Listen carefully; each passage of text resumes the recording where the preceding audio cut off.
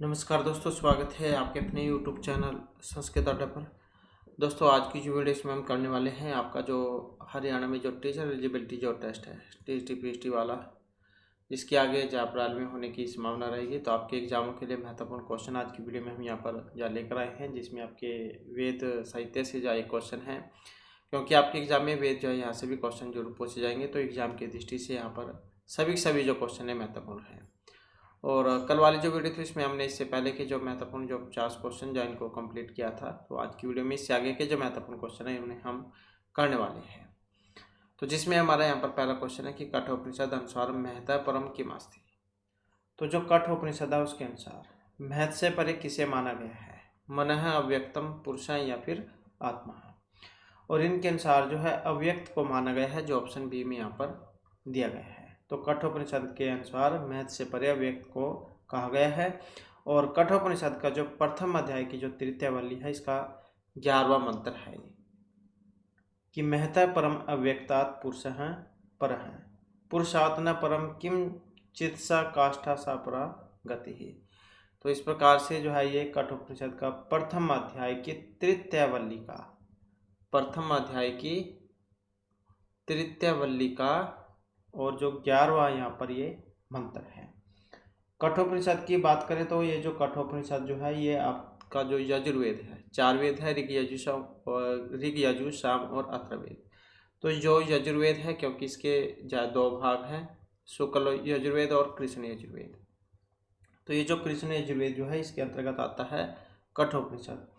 कठोपनिषद, तैत्तिरीय उपनिषद, श्वेतर उपनिषद और मैत्रायणी उपनिषद। तो ये जो है आपके यजुर्वेद में शुक्ल यजुर्वेद के अंतर्गत आते हैं। तो कठोपनिषद के अनुसार महत से परे जो है व्यक्त को माना गया है। इसके बाद जो अगला क्वेश्चन आ जाता है, कठोपनिषद नचिकेत सह पिता कम यज्ञम अनुष्ठितवा। तो कठोपनिषद जो उसके अनुसार नचिकेत के जो है इनके पिता यज्ञ करते हैं। तो यह अश्वमेध यज्ञ था, सर्व विद्या यज्ञ था, सर्वमेध या पितृमेध यज्ञ था। मतलब कौन सा जो यज्ञ है यहाँ पर ये किया गया था। और इसमें जो है ऑप्शन आएगा बी वाला। तो सर्वमेधा यज्ञ जो है किया गया था।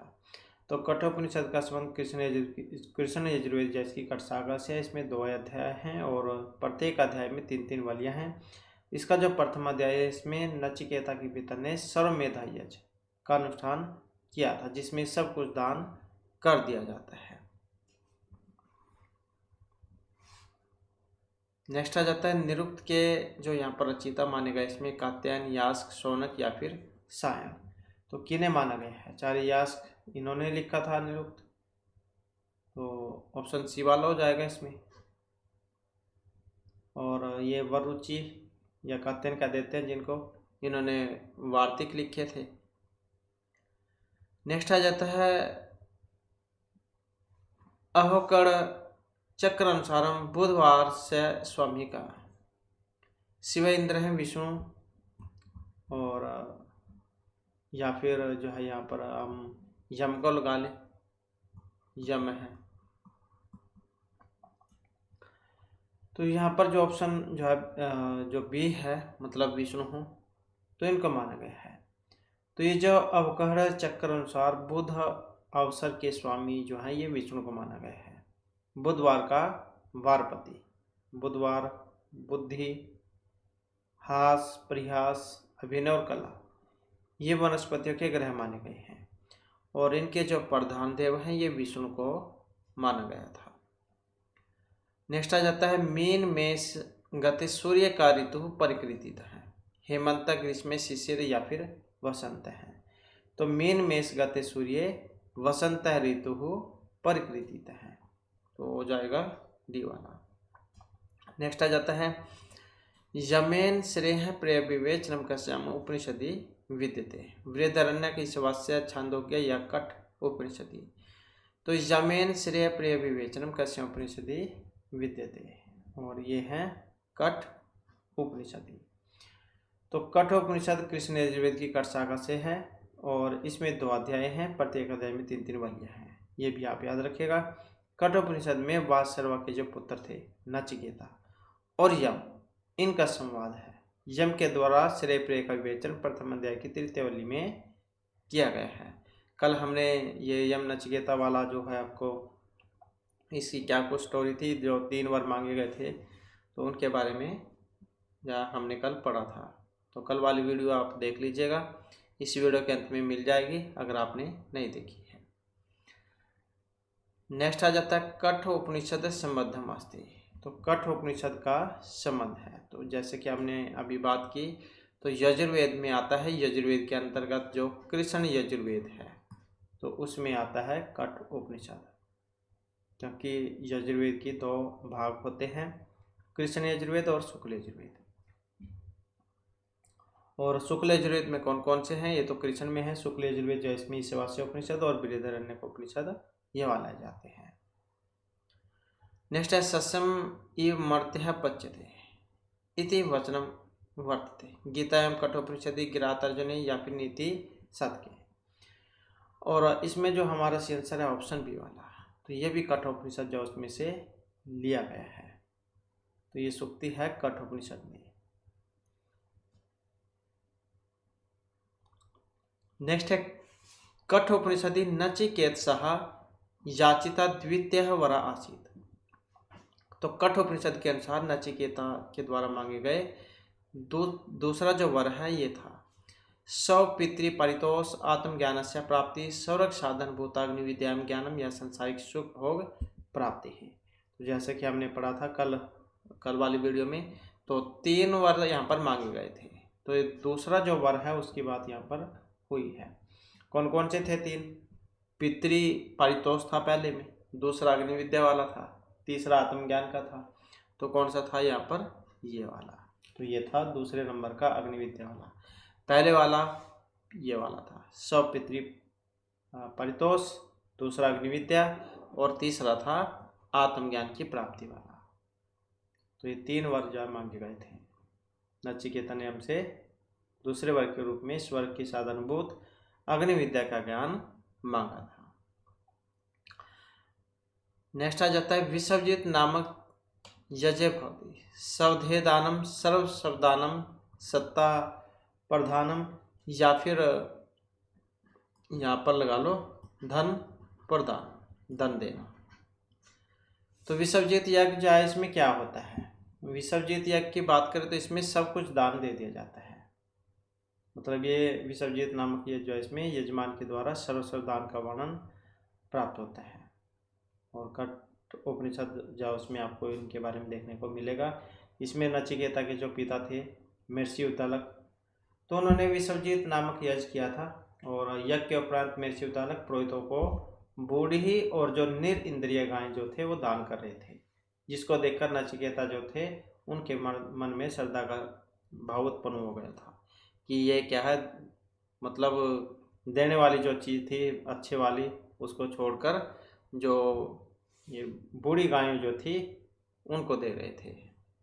तो फिर वे ऐसी बात अपने पिता से जाकर कहते हैं, फिर वो उसी को कह देते हैं कि मैं तुम्हें यम को दे दूंगा। फिर इस प्रकार की कहानी थी। कल वाली वीडियो में हमने पढ़ा था, कल वाली वीडियो आप जरूर देख लीजिएगा। नेक्स्ट है ऋग्वेद में कौन देवता चमत्कार युक्त कार्यों का संपादन करते हैं? अश्विनो, मरुत, इंद्र या फिर उषा।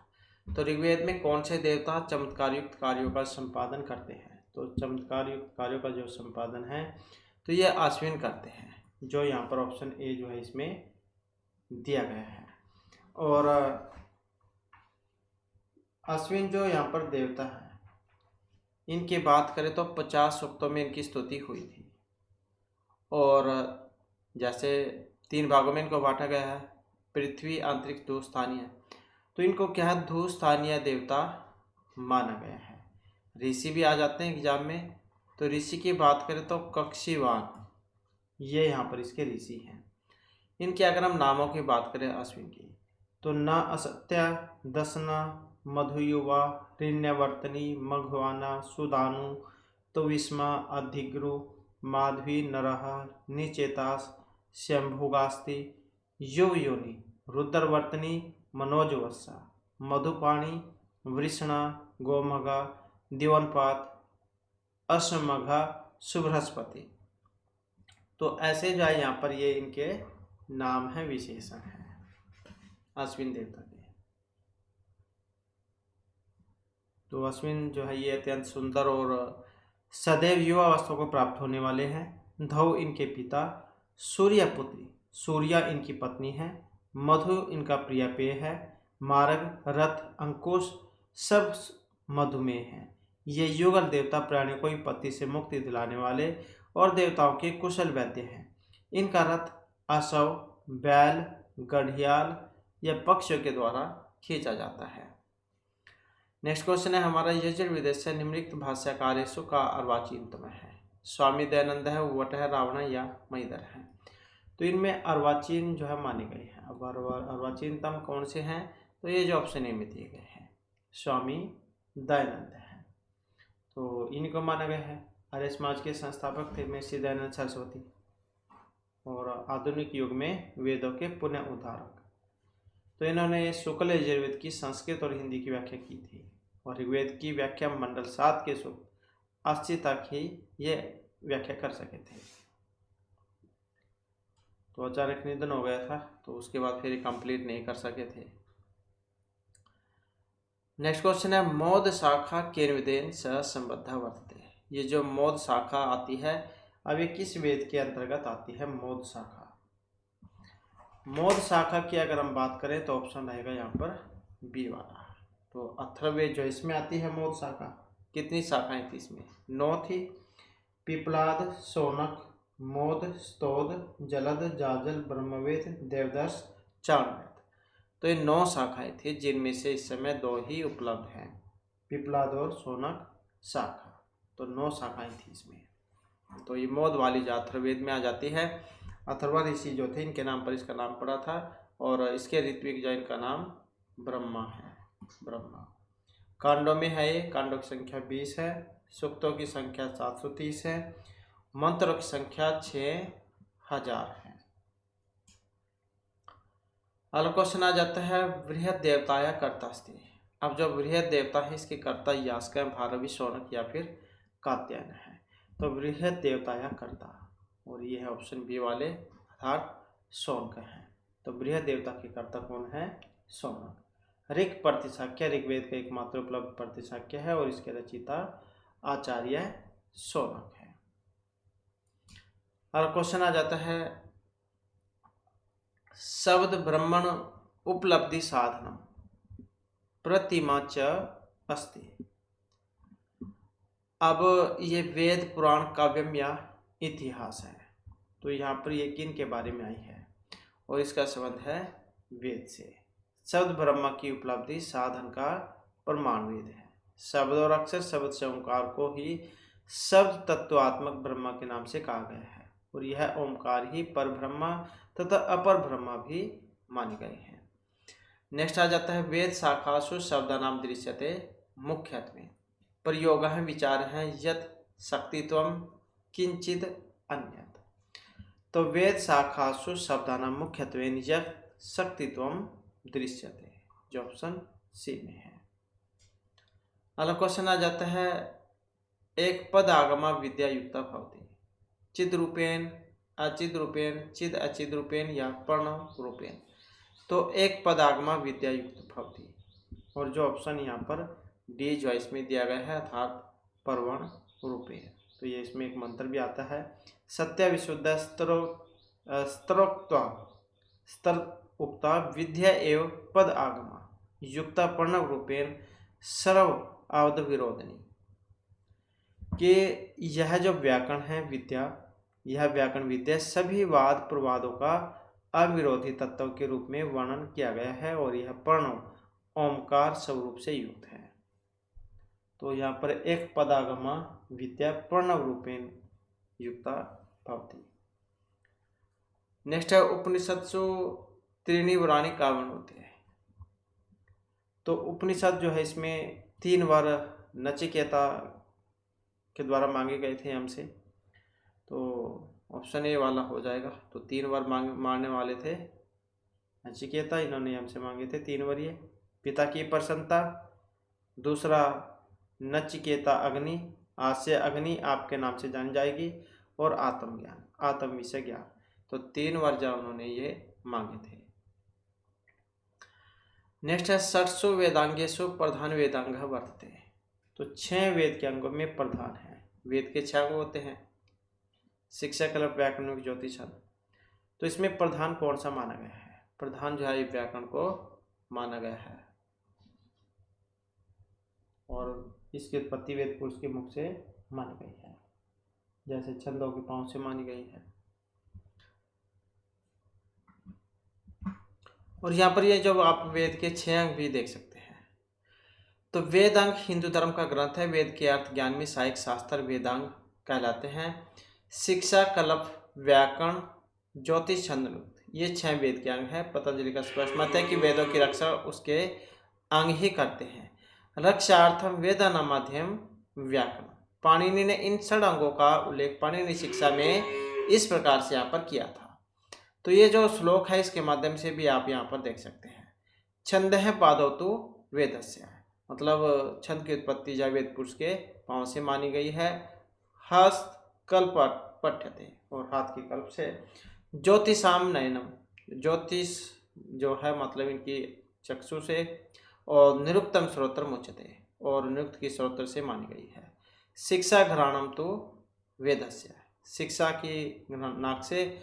और वेदस्य मुखम व्याकरण समृतम, और मुख से व्याकरण की उत्पत्ति मानी गई है। तो इस प्रकार से जो है यहाँ पर ये श्लोक है, और ये आपके एग्जाम में पूछे जाते हैं जो वेद के 6 अंग हैं और इनकी उत्पत्ति वेद पुरुष के किस किस अंग से हुई है। तो ये वाला आपने याद रखना है। छंद है पादौ तो वेदस्य, हस्तो कल्पत पठ्यते, ज्योतिषामयनम चक्षुः, निरुक्तम श्रोत्रम उच्यते, शिक्षा घ्राणम तो वेदस्य, मुखम व्याकरणम समृतम। तो इसमें छंद को वेदों का पाद, कल्प को हाथ, ज्योतिष को नेत्र, निरुक्त को कान, शिक्षा को नाक और व्याकरण को मुख कहा गया है। तो इस प्रकार से अलग अलग जो अंग है उससे यहाँ पर इनकी उत्पत्ति मानी गई है।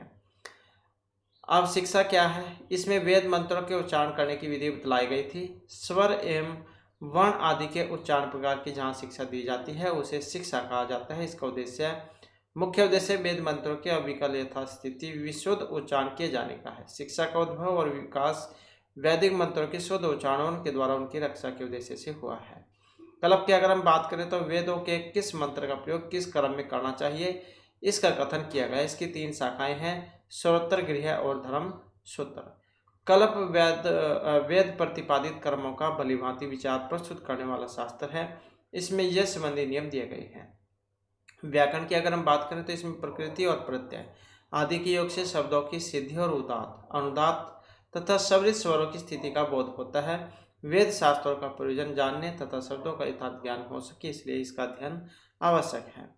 इस संबंध में पाणिनि व्याकरण ही वेदांग का प्रतिनिधित्व करती है और व्याकरण वेदों का मुख भी कहा गया है। निरुक्त की अगर हम बात करें तो वेदों में जिन शब्दों का प्रयोग जिन जिन अर्थों में किया गया है उनके उन अर्थों के का निश्चयात्मक रूप से उल्लेख नियुक्त में किया गया है। इसे वेद पुरुष का कान भी कहा गया है। निःशेष रूप से जो कथित हो वह निरुक्त है, इसे वेद की आत्मा भी कहा गया है। ज्योतिष की अगर हम बात करें तो इसमें वैदिक यज्ञ और अनुष्ठानों का समय ज्ञात होता है। यहाँ ज्योतिष से मतलब वेदांग ज्योतिष से है या वेद पुरुष का नेत्र माना गया है। वेद यज्ञ क्रम में प्रवृत्त होते हैं और यज्ञ काल के आश्रित होते हैं तथा ज्योतिष शास्त्र से काल का ज्ञान होता है। अनेक वैदिक पहेलियों का भी ज्ञान बिना ज्योतिष के नहीं हो सकता।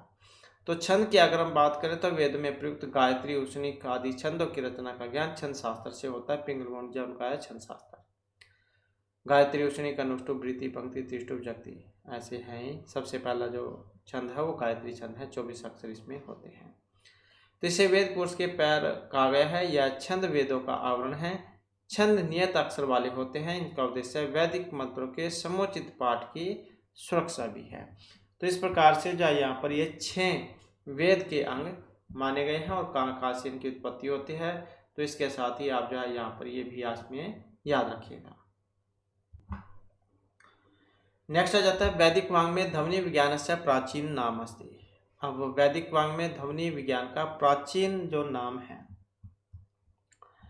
अब प्राचीन नाम की अगर हम बात करें तो जो यहाँ पर कौन सा है इसमें, और सेंसर जो ऑप्शन ए वाला हो जाएगा। तो शिक्षा जो है इसको माना गया है। तो वेद क्या है जो 6 अंग उन्हीं में से है। शिक्षा पहला वेदांग है। और शिक्षा को वेद पुरुष के ग्रहण से उत्पन्न हुआ माना गया है। शिक्षा ग्रहणम तो वेदस्य है।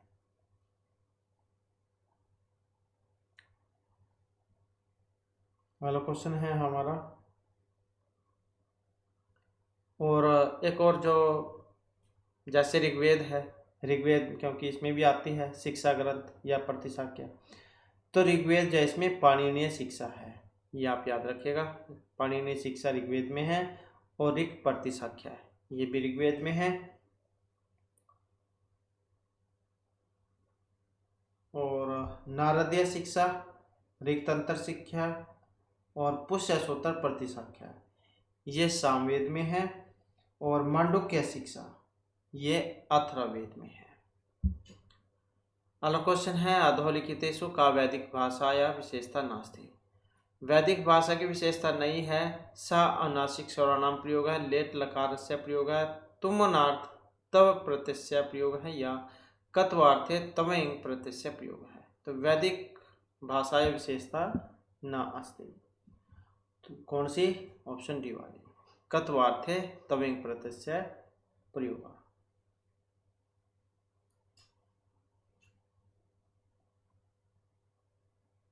क्योंकि इसमें ये जो स नासिक स्वर इनका प्रयोग होता है, लेट लकार का होता है वेद में, और तुमन प्रत्यय के अर्थ में त्वयी प्रत्यय का प्रयोग होता है। नेक्स्ट आ जाता है खलु कृत्वेत्यतर नियुक्त अनुसारम खलु पदम विद्यते। प्रतिषेधार्थे, समुच्चय, निश्चय या पद पूर्णार्थे। और इसमें अगर हम देखें तो ऑप्शन जो हमारा रहेगा ये वाला। तो कौन सा है? प्रतिषेध अर्थे। नेक्स्ट आ जाता है व्योड़ो रस्क है, वृषकंध है, साल प्रांशु महाभुज है इति कालिदास प्रयुक्तानि विशेषणानि कस्य है। मनहो, अजस्य, रघो या फिर दिलीपस्य है। और ये जो है ऑप्शन रहेगा डी वाला, तो ये थे दिलीप के लिए। नेक्स्ट है सर्वाणी नामानि आख्यात जातानि इति मतमस्ति। गार्गस्य, पाणिनेः, शाक्टायनस्य या फिर शाक्यस्य। सर्वाणी नामानि आख्यात जातानि इति मतम अस्ति, और ये है शाक्टायनस्य, जो ऑप्शन सी में है। अगला क्वेश्चन है भाव विकारः षड् भवन्ति इति मनुते। तो भाव विकार 6 हैं ये माना जाता है। शाक्टायन है, उपमान्यत है, कोत्सय या फिर वार्षायन है। और इसमें अगर हम देखें तो ऑप्शन जो हमारा रहेगा डी वाला, तो ये है वार्षायन। तो ये भाव विकार जो है 6 माने गए हैं। ये भी एग्जाम में आता है कि भाव विकार कितने होते हैं, तो भाव विकार 6 होते हैं। अब कौन कौन से हैं 6? जायते, अस्ति, विपरिणमते, विपरिणमते और वर्धते,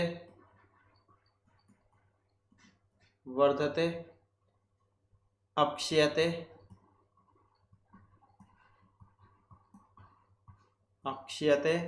और विनश्यति। तो इस प्रकार से 6 भाव विकार ये माने गए हैं। जायते, अस्ति, विपरिणमते, वर्धते, अक्षयते, विनश्यति। कि भाव विकार कितने होते हैं? 6, या फिर कौन कौन से होते हैं? तो ऐसे जो एग्जाम में ये पूछे जाते हैं। नेक्स्ट आ जाता है क्वेश्चन हमारा निरुक्तस्य कति अध्यायेषु निघंटुः देवतावाचकानां शब्दानां निर्वचनम् उपलभ्यते। तो निरुक्त के कौन से अध्याय में निघंटु देवतावाचक शब्दों का निर्वचन हुआ है? तृतीय अध्याय से 5वें अध्याय तक, सप्तम अध्याय से द्वादश, द्वितीय से नवम या 18वें से त्रयोदश। और इसमें जो ऑप्शन रहेगा बी वाला, तो यह सप्तम अध्याय से द्वादश अध्याय पर्यंतम, मतलब निरुक्त के 7वें से 12वें अध्याय तक के निघंटु में देवतावाचक शब्दों का निर्वचन उपलब्ध होता है। नेक्स्ट तदस्य प्रियम भी पाठः अस्यम नरः यत्र देवावयवः मदन्ति इत्यत्र कस्य स्तुति वर्तते। विष्णुः, अग्नेः, प्रजापते या फिर इंद्रस्य। अब यहाँ पर देखें तो ऑप्शन जो है ये वाला हो जाएगा इसमें, तो ये है विष्णु। तो विष्णु की स्तुति है। और विष्णु जो यहाँ पर देवता हैं, इनके बारे में भी एग्जाम में आपको देखने को मिल सकता है। विष्णु जन के 5 सूक्तों में स्तुति हुई थी। और 2 स्थानीय जो देवता हैं, ऋषि की बात करें तो दीर्घतमा यहाँ पर इनके ऋषि हैं। नाम की बात करें विशेषणों की तो उरुक्रम, उरुगाय, त्रिविक्रम, भीम, कुचर, गिरिष्ठा, गिरिरीक्षित, गिरिजा, वृषण, मातरिस्वा। तो ये सारे के सारे विष्णु देवता के विशेषण हैं। छंद कौन सा है इसमें? छंद की बात करें तो यहाँ पर इसमें त्रिष्टुप इसमें छंद है। स्वर की अगर हम बात करें तो स्वर यहाँ पर दैवत इसमें माना गया है। नेक्स्ट क्वेश्चन है सत्यचित्तर सर्वस्व में है इति एतद् विशेषणम अस्ति। अब ये यहाँ पर इंद्रस्य, हिरण्यगर्भस्य, रुद्रस्य, अग्नि है। तो किन के लिए आता है चित्त सर्वस्वम? अब ये आता है अग्नि देवता के लिए। तो किन के लिए आता है? अग्नि देव के लिए। अग्नि जो सूक्त है आपका पहले मंडल का पहला ही सूक्त है, अग्नि सूक्त। पृथ्वी स्थानीय यहाँ पर देवता है। और ऋषि कौन है? मधुछंद जो है यहाँ पर, मधुछंद जो है ये ऋषि है। मधुछंद इसके ऋषि है। इसमें श्लोक आता है, मतलब मंत्र आता है, अग्निर्होता कवि कर्तु चित्तर श्री वस्तुअम है देव है देवीर अभिर्गमत। और यहाँ पर इस मंत्र की अगर हम बात करें तो कैसे था? तो ये वाला मंत्र था यहाँ पर, अग्निर्होता कवि कर्तु हो सत्यचित्तर सर्वस्तु में है देव है देवेभिर आगमत। ये इसके अनुसार पदपाठ हो जाएगा इसका, अग्निहोता कवि कर्तु हो सत्य है चित्तर सर्वस्तु में है देव है देवे भी आगमत। और ये इसका अन्वय है, होता कवि कर्तु हो सत्य चित्तर सर्वस्तु में है अग्नि देव है देवे भी आगमत। और शरणार्थ की अगर हम बात करें तो क्या कहा गया था इसमें कि अग्नि यज्ञ में देवता का आह्वान करता है और वह उत्कृष्ट बुद्धि संपन्न सत्यशील और कीर्तिमान है। इस प्रकार का जो यह अग्नि है वह देवता के साथ यज्ञ में आए। व्याकरण की अगर हम बात करें यहाँ पर तो जैसे कवि कर्तु आया था इसमें, कवि ही कर्तु यश बहुब्री समास प्रथम एकवचन में बनता है। चित्तर सर्वस्व में की अगर हम बात करें चित्रम सर्व है यश चित्तर सर्व, अतिशय चित्तर सर्व इति चित्तर सर्वस्व में है, बहुब्री समास में है। चित्तर सर्वस्व की बात करें तो शब्द से तम प्रत्यय करने पर प्रथम एकवचन में चित्तर सर्वस्व में रूप ये बनता है। देवेभि की अगर बात करें तो देव शब्द का तृतीय बहुवचन में यह वैदिक रूप है, लेकिन लौकिक में देवई रूप ये बनता है क्योंकि अलग अलग होते हैं लौकिक और इसमें। गमत की अगर हम बात करें तो गम धातु है यहाँ पर लेट लकार मत प्रथम पुरुष एकवचन में गमत रूप ये बनता है। सारणाचार्य के अनुसार गम धातु लोट लकार प्रथम पुरुष एकवचन में वैदिक रूप ये आया है। तो ये वैदिक और लौकिक जौन में इनके रूप अलग अलग हो जाते हैं। तो इस प्रकार से यहाँ पर ये मंत्र था। तो ये आप याद रखेगा, चित्तर सर्वस्व में जो यहाँ पर अग्नि देवता जो थे इनके लिए आया था। नेक्स्ट आ जाता है युवा स्यात् साधु युवा इत्येतत् कुत्र उपदिश्यते? बृहदारण्यक, केन उपनिषदि, कठोपनिषदि या फिर तैत्तिरीय उपनिषदि। इसकी अगर हम यहाँ पर बात करें तो ऑप्शन जो है यहाँ पर रहेगा डी वाला। तो युवा स्यात् साधु युवा, तो ये आया है तैत्तिरीय उपनिषद में। युवा स्यात् साधु युवा अध्याय का है, आशिष्ट है, दृढ़ है, बलिष्ठ है। तो इसमें ऋषि के द्वारा बतलाया गया था कि युवा साधु वाले हों, अध्ययनशील हो, आशावादी हों, दृढ़ निश्चय वाले हों और बलिष्ठ हो।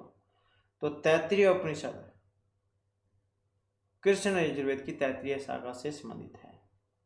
और तैत्तिरीय ब्राह्मण का अंतिम भाग तैत्तिरीय अरण्यक है। और तैत्तिरीय अरण्यक के 10 प्रपाठकों में सप्तम, अष्टम और नवम प्रपाठक को तैत्तिरीय उपनिषद कहा गया है। इस उपनिषद में 3 वलियां हैं, शिक्षावल्ली, ब्रह्मानंद वल्ली और भृगु वल्ली। और तैत्तिरीय उपनिषद ये आपका यजुर्वेद में जो कृष्ण यजुर्वेद है उसमें से लिया गया है, उसमें आता है तैत्तिरीय उपनिषद, कृष्ण यजुर्वेद में। नेक्स्ट क्वेश्चन है गार्ग्य अजातशत्रु संवाद कुत्र उपलब्ध है। अब जैसे कि यम नचिकेता संवाद था, एक आख्यान था, तो ऐसे गार्ग्य है और अजातशत्रु संवाद, ये बृहदारण्यक, तैत्तिरीय, कठ या मांडुक्य उपनिषद है। तो ये किस में है? गार्ग्य अजातशत्रु संवाद। और इसका जो संबंध है ऑप्शन ए में रहेगा। तो ये आया है बृहदारण्यक उपनिषद में। तो ईशावास्य उपनिषद और बृहदारण्यक उपनिषद ये यजुर्वेद का जो शुक्ल यजुर्वेद है ये इसमें आता है। नेक्स्ट क्वेश्चन है हमारा मेघ इत्यस्य शब्दस्य निर्वचनं वर्तते नैरुक्तम्। मेघयति इति, मोहयति इति, मेहयति इति या मेधयति इति। तो मेघ इत्यस्य शब्दस्य निर्वचनं वर्तते निरुक्ते, और यह है मेहयति इति, जो ऑप्शन बी में दिया गया है। आचार्य आचारम ग्राह्यति, आचार्य शिष्य को आचार सद्व्यवहार ग्रहण कराता है। समुद्र है की बात करें तो समुद्रवंती अस्मादाप है, इस समुद्र से जल लहरों अथवा वाष्प के रूप में ऊपर उठते हैं, इसलिए इसे समुद्र के नाम से जाना जाता है। वाक कस्मात वच है, अर्थात वच धातु से निष्पन्न होने के कारण इसे वाक कहा जाता है। इस प्रकार वच धातु से कोई प्रत्यय होकर दीर्घ होकर वाक बनता है। नद्य कस्मात नदना इमा भवंती सद्वत्य है, अर्थात ये नदियाँ ध्वनि करने वाली होती हैं और ध्वनि करती हुई बहती है, इसलिए नदी कहलाती है। तो इस प्रकार ध्वनि अर्थक नद धातु से घ और स्त्रीलिंग में गी प्रत्यय होकर नदी रूप बनता है। तो मतलब ये थे किस नाम से क्यों इनको जाना जाता है। मेघ है, मेघ इत्यस्य शब्द से निर्वचन वर्ते मेहयति इति निरुक्तमते। तो निरुक्त में मेघ शब्द का निर्वचन मेहयति इति मेघ है के रूप में हुआ है। अगला क्वेश्चन है सत्यम बृहद उग्रम दीक्षा तपह ब्रह्मा यजः इत्येषः मंत्रस्य कुत्र उपलभ्यते। वाक् प्रजापति नासदीय या पृथ्वी सुक्ते। और इसमें जो हमारा सी आंसर है ऑप्शन डी वाला, तो कौन सा है? पृथ्वी सूक्त में। और पृथ्वी सूक्त जो आता है आपका अथर्ववेद में। तो 12वें कांड का प्रथम सूक्त है पृथ्वी सूक्त। पृथ्वी को भूमि भी कह देते हैं, बात एक ही है। 63 मंत्र हैं इसमें, ये भी आ जाता है कई बार। ऋषि इसके अथर्व हैं क्योंकि इसके ऊपर ही नाम पड़ा था अथर्ववेद का, अथर्व ऋषि की। देवता इसमें वही होते हैं जिसके ऊपर सूक्त होता है, जैसे पृथ्वी या भूमि सूक्त है। और अथर्ववेद ये कांडों में है जिनके बारे में हमने आपको पहले बताया था। 20 कांड है इसमें, 730 सूक्त हैं इसमें और 6000 मंत्र हैं अथर्ववेद में। नेक्स्ट क्वेश्चन है कह ऋग्वेदिक काल निर्धारण तर्क समान है। तो ऋग्वेदिक काल निर्धारण में जो तर्क है वो समान है। अब कौन कौन सा क्या है समान यहाँ पर? ये ऑप्शन ए वाले के हैं, जैकोबी और तिलक के। अब यहाँ पर ये भी क्वेश्चन एग्जाम में आता है ऋग्वेदिक काल निर्धारण जो हुआ है। जैसे मैक्स मूलर है, यहाँ पर हम लिख देते हैं मैक्स मूलर। तो मैक्स मूलर जो है इन्होंने जो यहाँ पर जो समय माना था ऋग्वेदिक काल निर्धारण, तो ये माना था इन्होंने 1200 से 1000 ईस्वी पूर्व का मैक्स मूलर ने। वेबर की अगर हम बात करें, वेबर जो है इन्होंने समय माना था वेद काल निर्धारण 1500 से 1200 ईस्वी पूर्व का। और तिलक जो है इनकी अगर हम बात करें तो तिलक जो है इन्होंने माना था, जो ज़्यादातर एग्जाम में आपका ज़्यादातर पूछा जाता है, तो ये था 4000 से 2500 ईस्वी पूर्व का। तो ये तिलक ने माना था 4000 से 2500 ईस्वी पूर्व का समय। जैकोबी की अगर हम बात करें तो जैकोबी इन्होंने वेद काल जो निर्धारण किया था, तो ये माना था इन्होंने 4500 4500 से 2500 का। और विंटर नीच की अगर हम बात करें, विंटर नीच इन्होंने जो समय माना था, ये माना था 2500 से 2000 ईस्वी पूर्व का। तो इस प्रकार से अगर मैं एक जैसे से देखे, सेम यहाँ पर जैकोबी और तिलक है। तिलक ने 4000 से 2500 माना था, जैकोबी ने 4500 से 2500 माना था। तो ये सेम मानने वाले हैं, एक जैसे हैं। तो ये जो आपका ये समय जो है, ये एग्जाम में पूछा जाता है, जो वेरी वेरी इंपॉर्टेंट है, ये आप याद रखिएगा, क्योंकि पहले भी बहुत बार जो एग्जाम में क्वेश्चन ये आया हुआ है।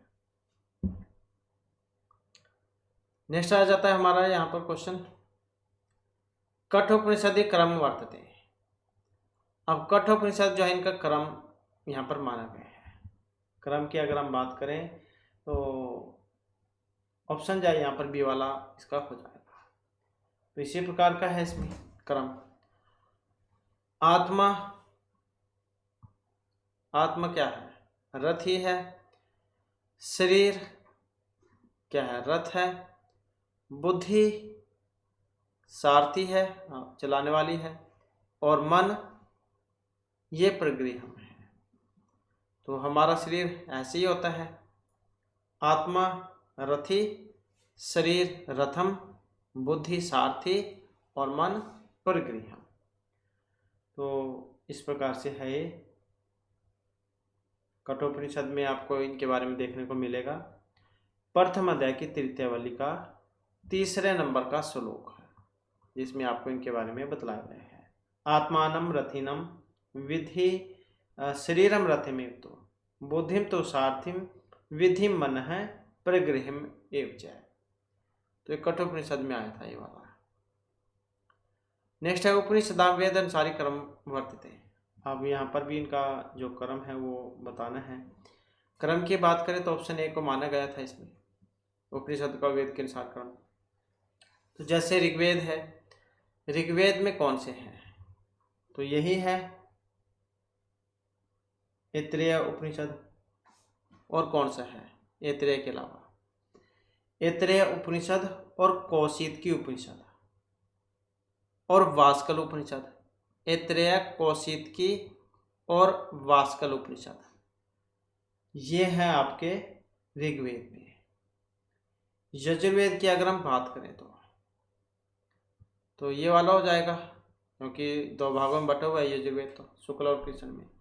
तो ईशावास्य उपनिषद और जो बृहदारण्यक उपनिषद है, यह आ जाता है शुक्ल उपनिषद में, शुक्ल यजुर्वेद में। और कृष्ण की अगर हम बात करें तो इसमें कठोपनिषद, तैत्तिरीय उपनिषद, श्वेतरेश्वेतर उपनिषद और मैत्रायणी उपनिषद है। सामवेद की अगर हम बात करें तो सामवेद में केन उपनिषद और छांदोग्य उपनिषद। तो केन उपनिषद और छांदोग्य उपनिषद, ये 2 हैं सामवेद में। अथर्ववेद की बात करें तो इसमें पर्शन उपनिषद, मुंडक और मांडुक्य उपनिषद, ये अथर्ववेद में है। तो ये आप याद रखिएगा।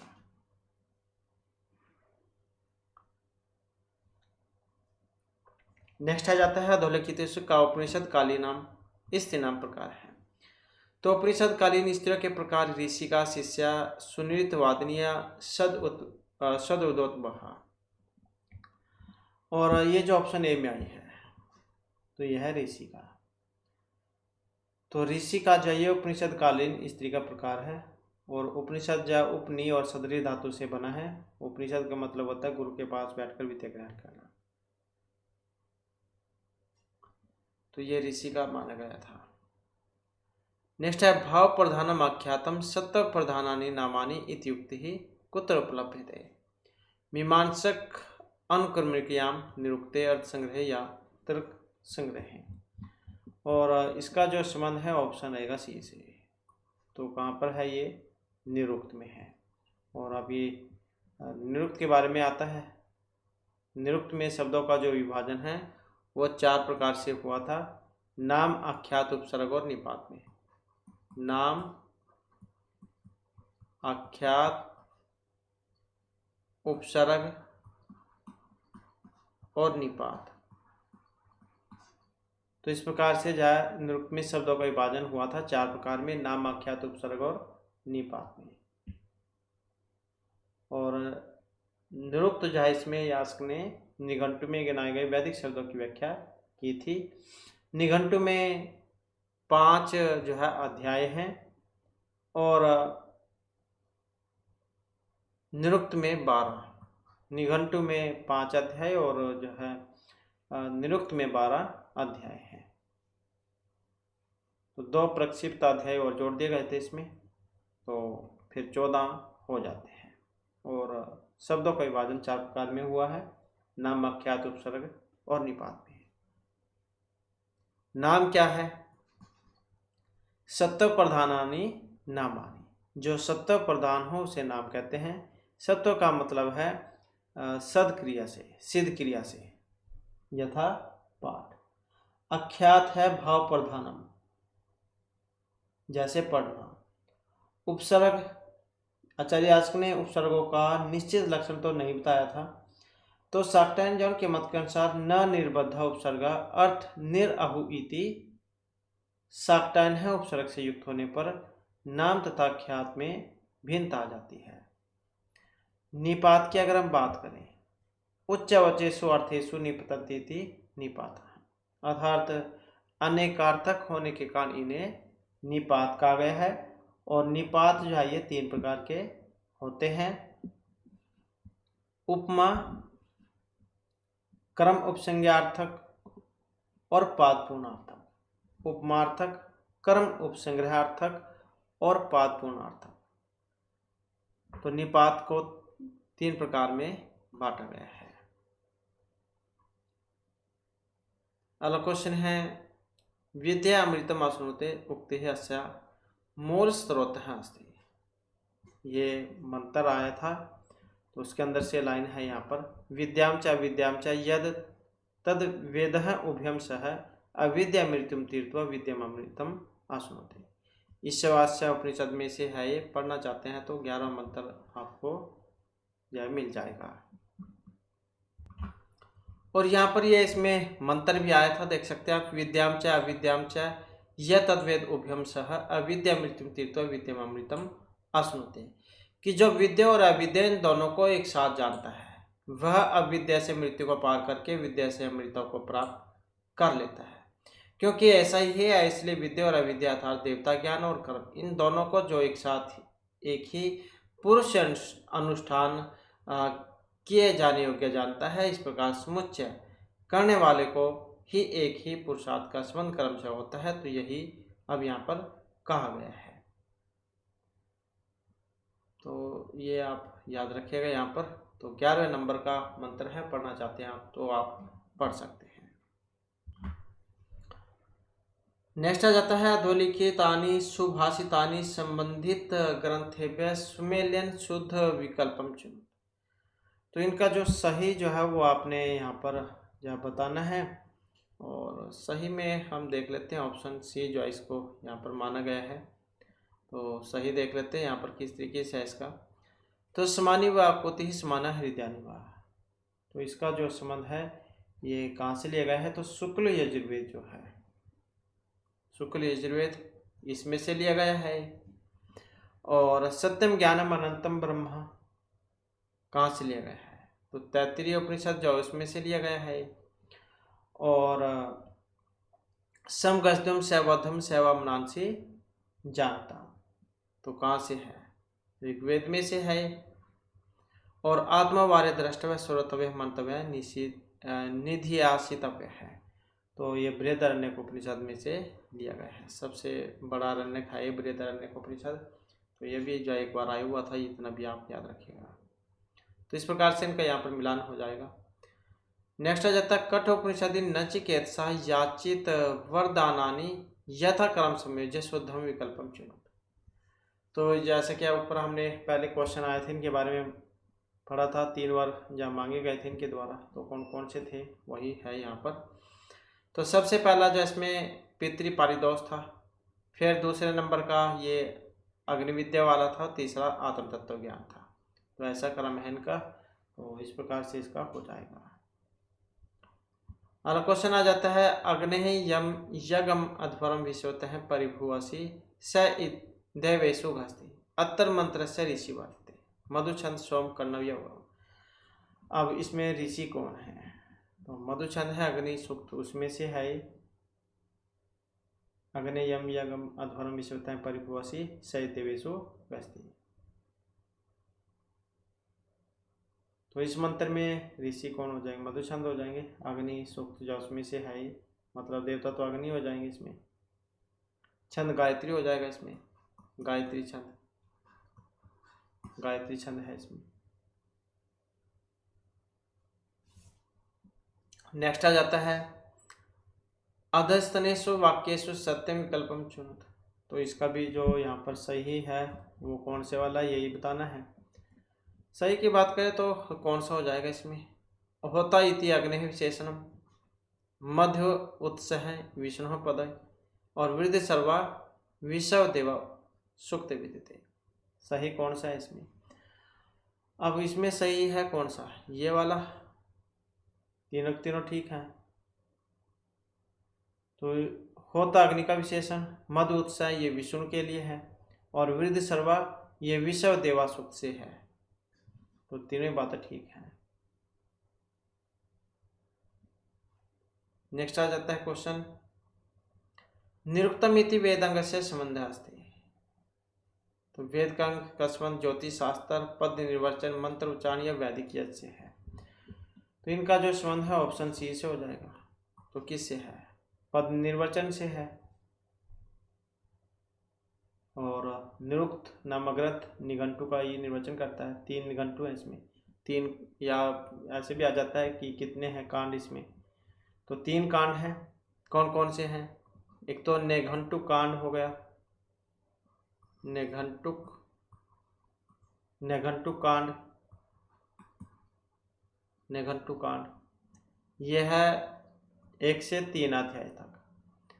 फिर दूसरे वाला हो जाएगा निगम कांड, नैगम कांड, निगम कांड। निगम कांड जो है ये लिया गया है 4 से 6 अध्याय तक। तीसरा जाता है फिर दैवत कांड, दैवत कांड। दैवत कांड जो है ये आ जाता है 7वें से 12वें अध्याय तक। तो इस प्रकार से निरुक्त में कुल 3 कांड हैं और 12 अध्याय हैं। परिशिष्ट रूप में या 2 जोड़ दिए गए थे तो 14 हो जाते हैं। निरुक्त को पाणिनि शिक्षा में श्रोत्र मतलब कान से इसकी उत्पत्ति मानी गई थी। निरुक्तम श्रोत्रम उच्यते। ये नाम आते हैं बहुत ज़्यादा एग्जाम में। इसमें जो कांडों के नाम हैं निघंटुक, नैगम और दैवत कांड। निघंटुक कांड कहाँ से है? 1 से 3 तक, नैगम 4 से 6 अध्याय तक और दैवत 7वें से 12वें अध्याय तक है। नेक्स्ट आ जाता है क्वेश्चन हमारा नचिकेत पिता कस्य यज्ञस्य जन्म कृतवान। तो कौन सा यज्ञ किया था? अभी क्वेश्चन आया था इसमें। तो ऑप्शन बी वाला हो जाएगा यहाँ पर। तो ये था विसर्जित यज्ञ। नेक्स्ट है अधस्तनेषु युग्मम योजन विकल्पेषु समुचयोत्तरम चिन्वत। इनका जो है यहाँ पर सही जो मिलान है वो करना है। तो जैसे यह आत्मदा बलदा ये विश्वोपास्ते ये वाला मंत्र था तो कहाँ से लिया गया था? इसमें से लिया गया था, प्रजापति सूक्त में से। और यह पार्थिवान विवम राजंसी ही तो ये विष्णु सूक्त में से था। आना भद्रा कर्तव्य है यंतु विश्वता है तो ये इसमें से था, विषव देवा सूक्त में से। और राजंत मधुराना गोपामृत से दिव्यम तो ये अग्नि सूक्त में से था। तो जिसका भी पहले पता उसका एक बार आप मिलान करके देख लें और उसके बाद फिर एक बार नज़र जो अपने आंसर पर मार ले ये ठीक है नहीं। अगर एक ठीक हो जाता है पहली बार में तो दोबारा चेक करने की जरूरत नहीं है, समय बचा सकते हैं आप। तो ऐसे हो जाएगा ये। नेक्स्ट आ जाता है क्वेश्चन, यहाँ पर भी जा इनका मिलान ही करना है। मिलान करने में देख लेते हैं किस तरीके से बनेगा इनका। तो यहाँ पर अगर हम देखें तो जैसे ऋग्वेद है तो बहुत बी वाला बनेगा इसमें। ऋग्वेद का कौन सा इसमें? कौन सा ब्राह्मण है इसमें? कौशिक की है। और कौन कौन से है इसके अलावा? ऐत्रेय भी है, ऐत्रेय ब्राह्मण, और शाखायन ब्राह्मण, और कौशिक की ब्राह्मण।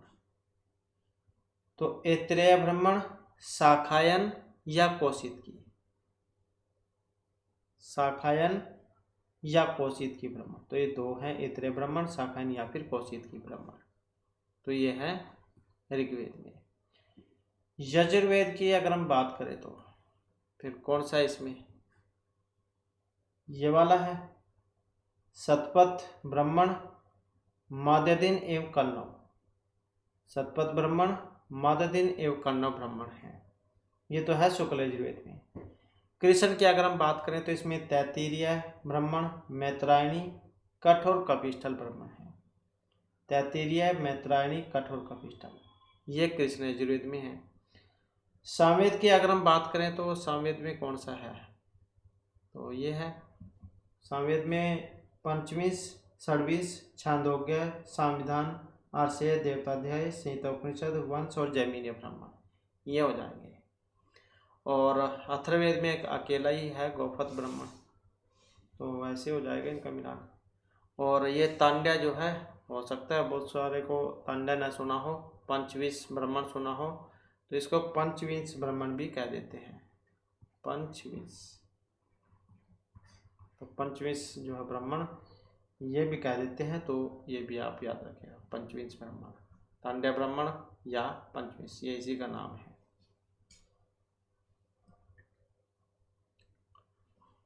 अगला क्वेश्चन आ जाता है,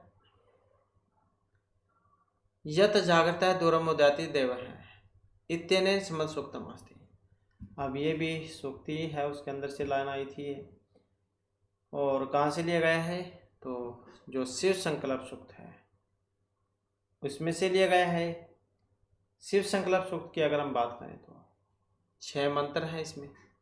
और कौन सा है? त्रिष्टुप छंद है इसमें। और शिव संकल्प सूक्त जो शुक्ल यजुर्वेद से लिया गया है। और मंत्र की अगर हम बात करें तो ये आप देख सकते हैं, ये मंत्र आया था, पहला ही मंत्र है इसमें। और ये इसका पदपाठ है, यथ जागृत है दूरम उदयाति तद उसुप्तस्य तथैवेति है दुरंगम ज्योतिषाम ज्योतिर एकम तत्मेमं शिव संकल्पम आस्तु।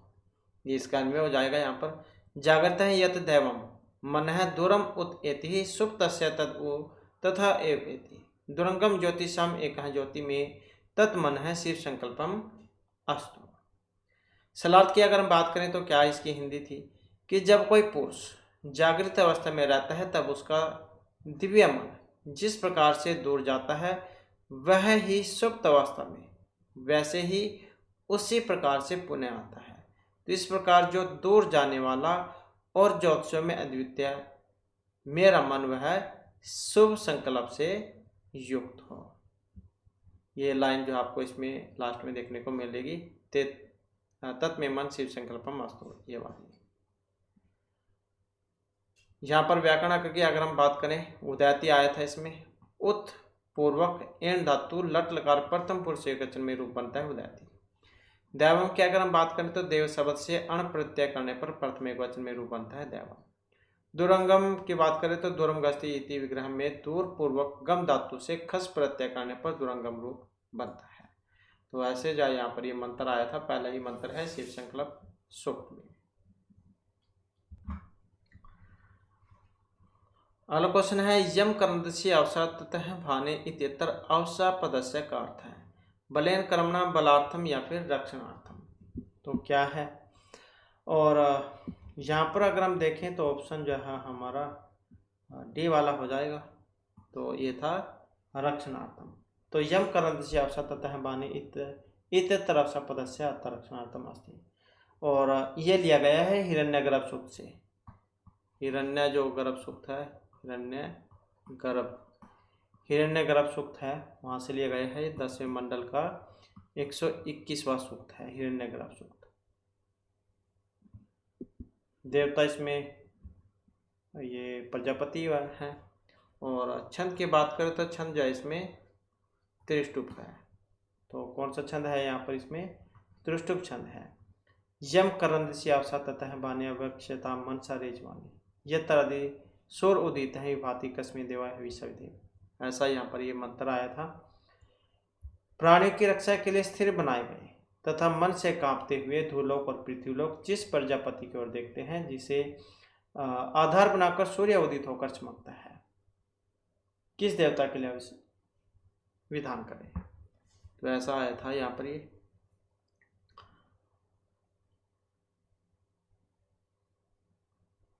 और यहाँ पर आपके एग्ज़ाम से पहले जो एक बार, क्योंकि आपके एग्ज़ाम में ये देवता भी पूछे जाएंगे, तो दोबारा से जो हम इनकी एक बार रिवीजन जाए वो कर लेंगे। क्वेश्चन है यहाँ पर, सायण भाष्य सहितम ऋग्वेद सर्वप्रथम यह संपाद्यमान शास्त्री पश्चात विद्वान ओल्डनबर्ग, हिल्डब्रांट, मैक्समुलर या फिर मैक्डोनल है। अब इसमें यहाँ पर हमारा जो आंसर ऑप्शन रहेगा सी वाला है। तो कौन थे ये? मैक्समुलर। नेक्स्ट क्वेश्चन है,